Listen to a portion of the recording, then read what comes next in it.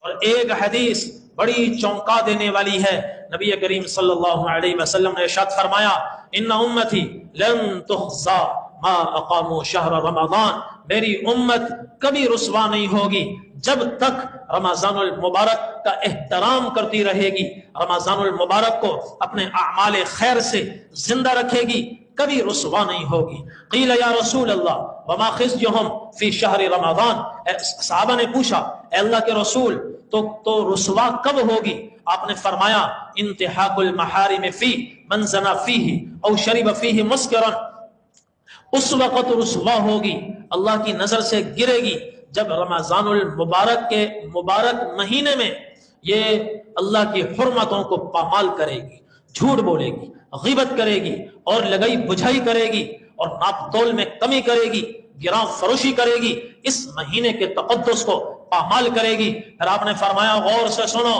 جس نے اس مہینے میں کسی کبیرہ گناہ کا ارتکاب کیا احبطہ اللہ عملہ سنتاً، ایک سال کی نیکیاں اللہ اس کی ضائع فرما دیں گے، ایک سال کی نیکیاں برباد ہو جائیں گی۔ فَإِن مَاتَ قَبْلَ أَن يُدْرِكَ رمضان، اگر اگلا رمضان آنے سے پہلے درمیان سال میں یہ مر گیا فَلَيْسَ لَهُ عِندَ اللَّهِ حَسَنَةٌ يَتَّقِي بِهَا النَّارَ، اس کا کوئی عمل اس کو جہنم کی آگ سے بچا نہیں سکتا۔ فَاتَّقُوا اللَّهَ فِي شَهْرِ رمضان، آپ نے فرمایا خدا را اس مہینے میں گناہوں سے بچو، یہ مہینہ کوئی عام مہینہ نہیں ہے، فَإِنَّهُ شَهْرُ اللَّهِ، یہ اللہ کا مہینہ ہے، اللہ کا مہینہ ہے۔ جَعَلَ لِنَفْسِكُمْ 11 شَهْرًا، اللہ نے تمہارے لیے 11 مہینے تمہارے نام کر دیے، تَأْكُلُونَ فِيهِنَّ وَتَشْرَبُونَ وَتَلَذَّذُونَ، 11 مہینوں میں کھاؤ پیو لذت حاصل کرو، بس شریعت کی حدود میں رہتے ہوئے۔ وَجَعَلَ لِنَفْسِهِ شَهْرًا، ایک مہینہ اللہ نے اپنے لیے رکھا ہے، ایک مہینہ اللہ نے اپنے لیے رکھا ہے۔ فَاتَّقُوا اللَّهَ فِي شَهْرِ رَمَضَانَ، لہذا رمضان کے مہینے میں خاص طور پر گناہوں سے بچو، خاص طور پر گناہوں سے بچو۔ فَإِنَّ الْحَسَنَاتِ تُضَاعَفُ فِيهِ مَا لَا تُضَاعَفُ فِي مَا سِوَاهُ وَكَذَلِكَ السَّيِّئَاتُ، یہ مہینہ وہ ہے اس مہینے میں نیکیاں بھی کئی گنا بڑھ جاتی ہیں اور گناہوں کی سنگینی بھی کئی گنا بڑھ جاتی ہے۔ عام دنوں میں کوئی گناہ کر لے ایک سال کی نیکیاں ضائع نہیں ہوں گی، اس مہینے میں حضور نے فرمایا جس نے کسی کبیرہ گناہ کا ارتکاب کیا ایک سال کی نیکیاں اس کی برباد ہو جائیں گی۔ لہذا اس مہینے میں جو کام کرنے کے ہیں وہ ایک یہ کہ ہماری زبانوں پر کثرت سے یہ ذکر ہو اشہد ان لا الہ الا اللہ واشہد ان محمد رسول اللہ۔ دوسرا استغفار کثرت سے ہو، استغفار کثرت سے ہو۔ نمبر 3 نوافل کی کثرت ہو، زیادہ نوافل ادا نہیں کر سکتے تو اشراق، چاشت اور 5 وقت کی جو فرائض ہیں ان کے کچھ پہلے کچھ بعد میں سنتیں ہیں، کچھ مؤکدہ ہیں کچھ غیر مؤکدہ ہیں۔ اب مؤکدہ غیر مؤکدہ کی تفریق کیے بغیر ساری سنتیں ادا کریں۔ فجر میں 2 سنتیں 2 فرض، ظہر میں 12 رکعت فرضوں کے ساتھ 4 فرض، باقی سنت نفل ملا کے 12 رکعت، اس میں 1 رکعت کی کمی نہ آنے دے۔ عصر میں 4 سنتیں فرضوں کے ساتھ ایک رکعت کی کمی نہ آئے۔ مغرب کے بعد اوابین کا اہتمام، حضور پاک صلی اللہ علیہ وسلم نے فضائل ارشاد فرمائے جو 20 رکعت پڑھے گا اللہ اس کے لیے جنت میں محل بنائے گا، جنت میں محل بنائے گا۔ جو مغرب کے بعد 6 رکعت 12 رکعت نماز ادا کرے گا 12 سال کی عبادت کا اللہ جل جلالہ اس کو اجر و ثواب عطا فرمائیں گے۔ مغرب کے بعد 6 رکعت سے لے کر 20 رکعت تک جتنی اللہ توفیق عطا فرمائے ان نوافل کا اہتمام کریں۔ 6 پڑھ لیں، 8 پڑھ لیں، 12 پڑھ لیں اور آخری عشرے میں کوشش کریں 20 پڑھیں، 20 پڑھیں۔ اور تہجد کا اہتمام ہو، تہجد کا اہتمام، اشراق اور چاشت کا اہتمام، سنن زوال کا اہتمام، یہ نوافل کی کثرت ہے۔ اس کے علاوہ اذکار کی کثرت، لا الہ الا اللہ یہ افضل الذکر ہے، افضل الذکر ہے، اور سبحان اللہ والحمد للہ ولا الہ الا اللہ واللہ اکبر، یہ 4 کلمات ہیں۔ حضور نے فرمایا تمام اذکار میں سب سے بڑے یہ ذکر ہیں اور تمام اذکار میں اللہ تعالیٰ کو سب سے زیادہ محبوب ہیں۔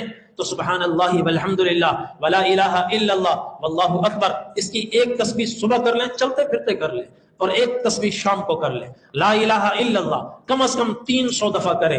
استغفار، بڑا استغفار مشکل ہے تو حضور نے اس طرح بھی استغفار کیا ہے، استغفر اللہ واتوب الیہ، استغفر اللہ واتوب الیہ، کم از کم 300 دفعہ. چلتے پھرتے کر لے، اٹھتے بیٹھتے کر لے، جیسے سہولت ہو، مگر 300 دفعہ یہ استغفار بھی کر لے. اور 500 مرتبہ درود شریف پڑھے روزانہ، 500 مرتبہ درود شریف پڑھے.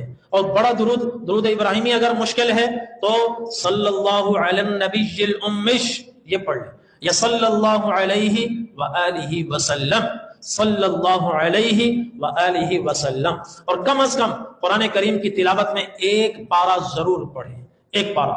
اس کے ساتھ آسان ترجمہ قرآن حضرت شیخ الاسلام مفتی تقی عثمانی صاحب دامت فیوزہم کا آسان ترجمہ قرآن ہے، بہت عام فہم ہے، اس میں سے ترجمہ اور تفسیر پڑھ لیں. ایک پاؤ پڑھ سکیں، آدھا سپارہ پڑھ سکیں، ایک پاؤ کو 2 دفعہ پڑھ لیں.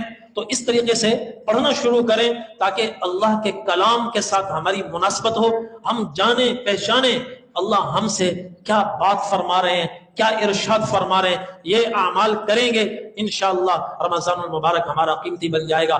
آخری بات، گناہوں سے بچنے کا خاص اہتمام، گناہوں سے بچنے کا خاص اہتمام. جو میں نے شروع میں کہا، آنکھ کی حفاظت، زبان کی حفاظت، کان کی حفاظت، ہاتھ کی حفاظت، کسی پہ ظلم نہ ہو، پاؤں کی حفاظت کہ غلط راہوں پر نہ چلے، دل کی حفاظت، غلط جذبات دل میں نہ اٹھیں تو اپنے پورے وجود کی حفاظت کریں. ہر رات 100 حوروں سے نکاح کریں، ہر رات جنت میں وہ محل تیار ہو کہ ساری کائنات اٹھا کر اس میں رکھی جائے تو ایسے ہو جیسے دنیا میں بکری کھڑی ہوتی ہے. تو اس طریقے سے اگر رمضان المبارک ہم گزاریں گے انشاءاللہ یہ رمضان ہماری زندگیوں میں انقلاب کا ذریعہ ہوگا. اور اگلے 11 مہینے اسی کے بل بوتے پر ہم اللہ کی اطاعت و فرما برداری میں گزاریں گے. سب اس کی نیت کرتے ہیں؟ سب تیار ہو؟ اور توبہ استغفار کریں. توبہ استغفار میں جب استغفار پڑھیں تو اس نیت کے ساتھ پڑھیں، یا اللہ میں گناہ سر سے لے کر پاؤں تک گناہوں میں ڈوبا ہوا ہوں، میرے ایک ایک گناہ کو معاف فرما. گڑ گڑا کر استغفار کریں، توبہ کریں، استغفار کریں. انشاءاللہ یہ رمضان زندگی میں انقلاب لائے گا. زندگی کا کچھ پتہ نہیں ہے، یہ سوچ کر عمل کریں اور محنت کریں، جد و جہد کریں، تھکا دیں اپنے آپ کو جیسے حضور نے اس مہینے میں اپنے آپ کو تھکایا، اس تصور کے ساتھ کہ یہ رمضان میری زندگی کا آخری رمضان ہے. اور ہر نماز اس طرح پڑھیں کہ یہ میری زندگی کی آخری نماز ہے. نماز میں اگر تصور نہیں بنتا، چونکہ دنیا نے ہمیں اتنا جھگڑا ہوا ہے، تصور لانا مشکل ہے، کم از کم رمضان میں یہ تصور قائم کر لیں کہ یہ میری زندگی کا آخری رمضان ہے. اور اپنی جد و جہد اور محنت اور صرف اور تمام تر توانائیاں اس پر لگا